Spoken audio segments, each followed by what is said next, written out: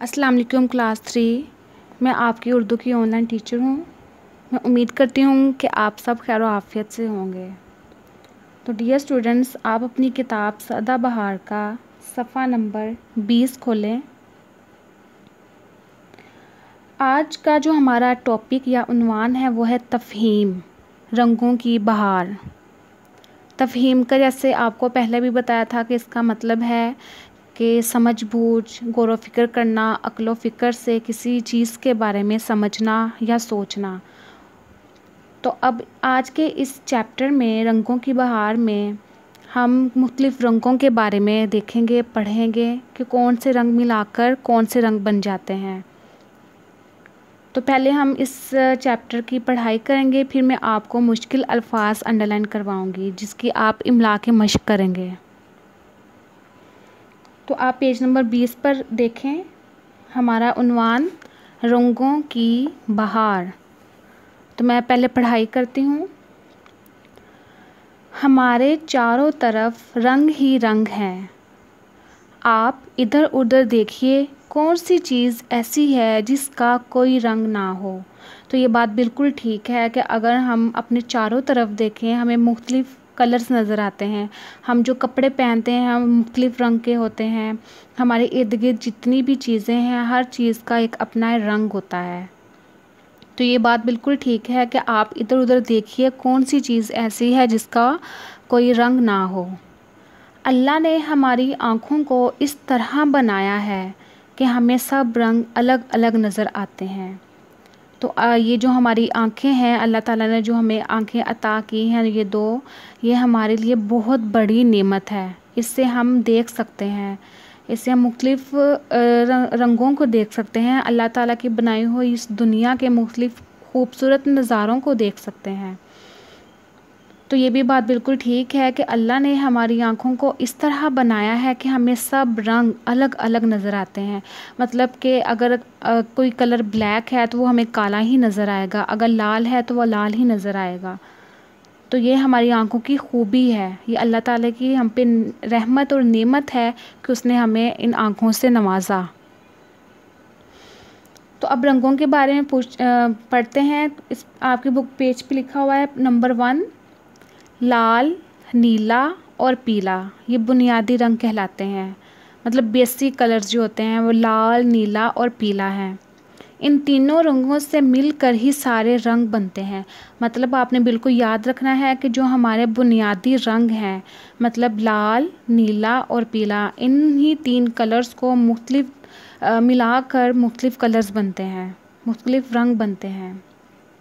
Number 2, जानवर रंगों से बहुत से काम लेते हैं। मसलन अल्लाह ने बहुत से जानवरों की खाल, बालों या परों का रंग ऐसा बनाया है जो उनके रहने की जगह से मिलता जुलता होता है, जिसकी वजह से वो अपने दुश्मनों से बच जाते हैं। तो अब इन 2 लाइन्स में क्या है कि जानवर रंगों से बहुत काम लेते हैं। मतलब जैसे कोई जानवर है, जैसे आप छोटे छोटे कीड़े मकोड़े देखें जो दरख्तों में रहते हैं, उनका कलर भी सब्ज़ ही होता है और दरख्त भी सब्ज़ होता है।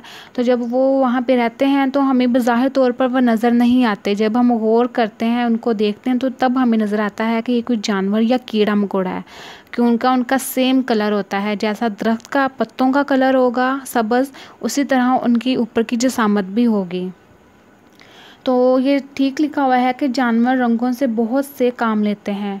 मसलन अल्लाह ने बहुत से जानवरों की खाल, बालों या परों का रंग ऐसा बनाया है जो उनके रहने की जगह से मिलता जुलता होता है, जिसकी वजह से वो अपने दुश्मनों से बच जाते हैं।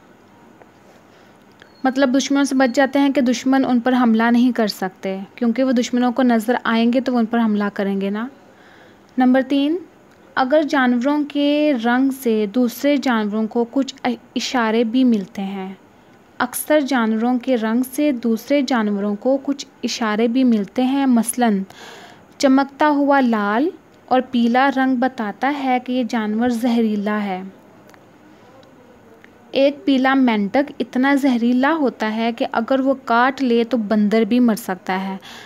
तो आज हम पढ़ते हैं कि पीला मेंढक के पीले, पहले हमने तो अक्सर देखा होगा कि मेंढक अक्सर सब्ज़ रंग के भी होते हैं और अक्सर थोड़ा सा ग्रे टाइप के भी होते हैं, ग्रे कलर के।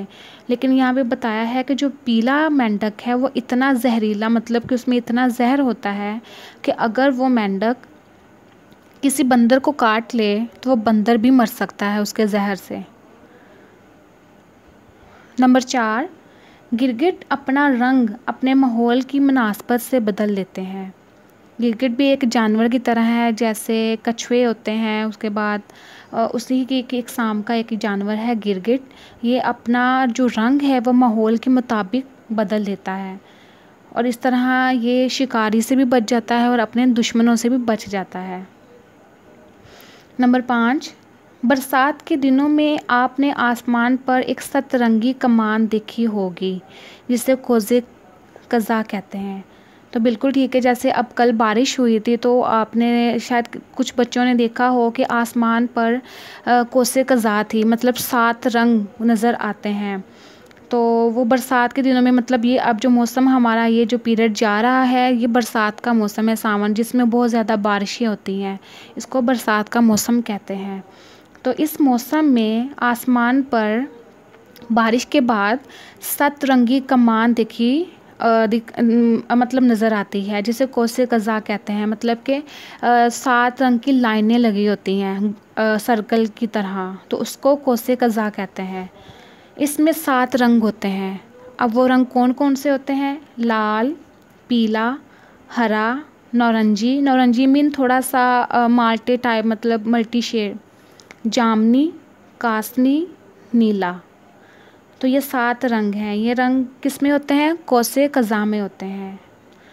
तो दोबारा हम इन रंगों को पढ़ते हैं कि बरसात के दिनों में आपने आसमान पर एक सतरंगी कमान देखी होगी जिसे कोसे कज़ा कहते हैं। इसमें 7 रंग होते हैं, लाल, पीला, हरा, नारंगी, जामनी, कासनी और नीला। ये रंग आपने ज़ुबानी याद करने हैं। जो धनक होती है आसमान पर, जो कोसे कज़ा होती है, उसमें कितने रंग होते हैं? 7 रंग होते हैं और उन रंगों के नाम कौन से हैं ये आपने ज़ुबानी याद करने हैं। तो ये हो गया हमारी तफ़हीम रंगों की बहार, जिसमें मुख्तलिफ़ रंगों के बारे में हमने पढ़ा और जो बेसिक कलर्स हैं, जो बुनियादी रंग हैं वो कौन कौन से हैं, लाल, नीला और पीला, वो पढ़ा।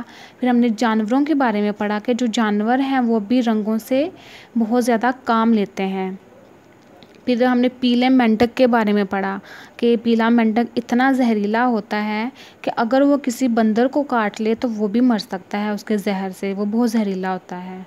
और जो गिरगिट है वो माहौल के मुताबिक या माहौल की मुनासबत से अपना रंग बदल लेता है। तो डियर स्टूडेंट्स, अब मैं आपको इसके वर्ड्स अंडरलाइन करवाती हूँ जिसकी आपने मश्क करनी है और इनमें से कुछ अल्फाज हैं जिनको आपने अपने जुमलों में इस्तेमाल करना है।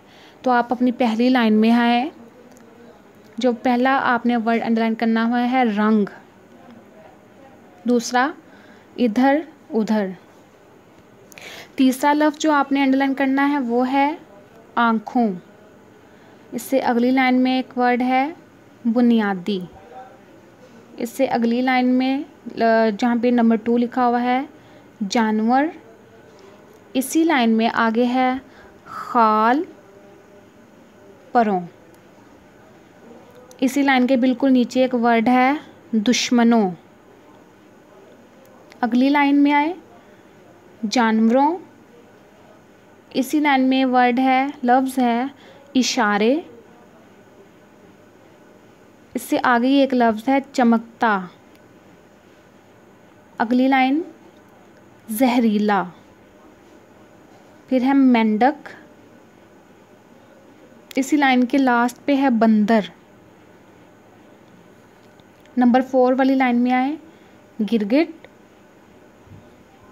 इसी लाइन में है मुनासबत। सेकंड लास्ट लाइन आसमान, उससे आगे है सतरंगी कमान। नेक्स्ट कोसे कज़ा,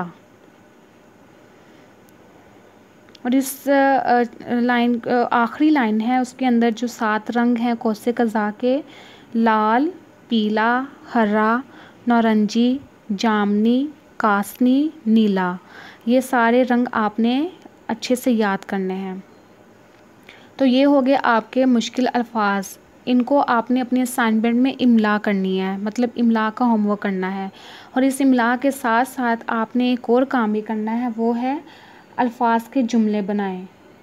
आपके असाइनमेंट में 5 वर्ड्स हैं, जैसे हैं रंग, इधर उधर, जानवर, बरसात, चमकता।